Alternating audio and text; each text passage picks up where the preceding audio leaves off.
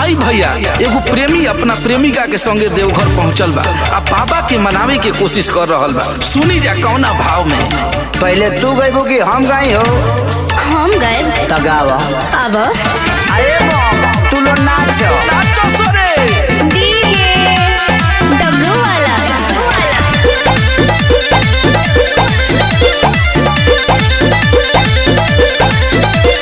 रोवेल खगजा देखे फूकोता चिलम चढ़ावे में ना रोकोता। हर हर महादेव बाबा।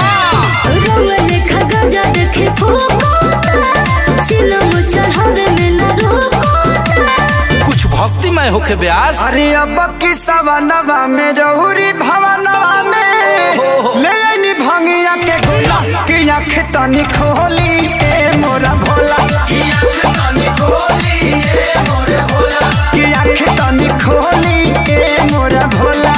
हई सुना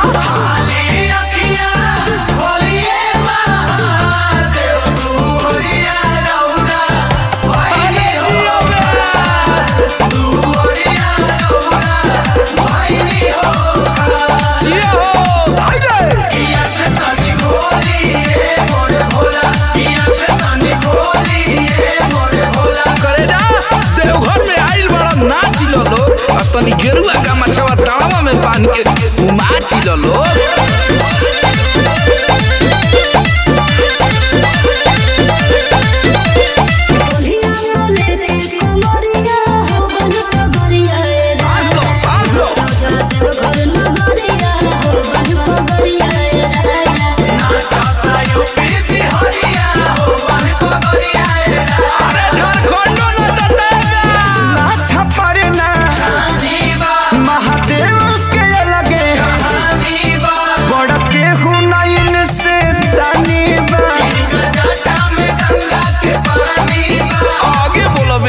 धरतिया समनवा में सहू से जहानवा में जैसी भी होला की आँख तनी खोली ए मोरा भोला की आँख तनी खोली ए मोरा भोला की आँख तनी खोली ए मोरा भोला।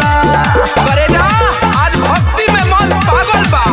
देवघर जाए खातिर हमार भाई विवेक सिंह अब बॉम्बे से भागल बा।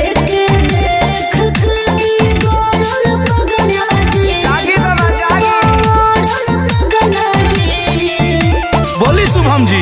भोले बाबा डीजे बजा के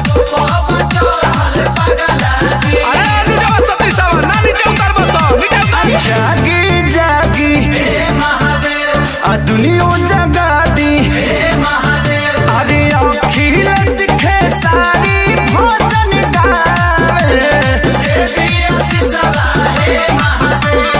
बाबा चले है मनवा में आइल सपनवा में आई महादेव भक्ति से भरल मन के झोला की आँख तनी खोली ए मोरा भोला की आँख तनी खोली ए मोरा भोला की आँख तनी खोली ए मोरा भोला। ओम नमः पार्वती पते।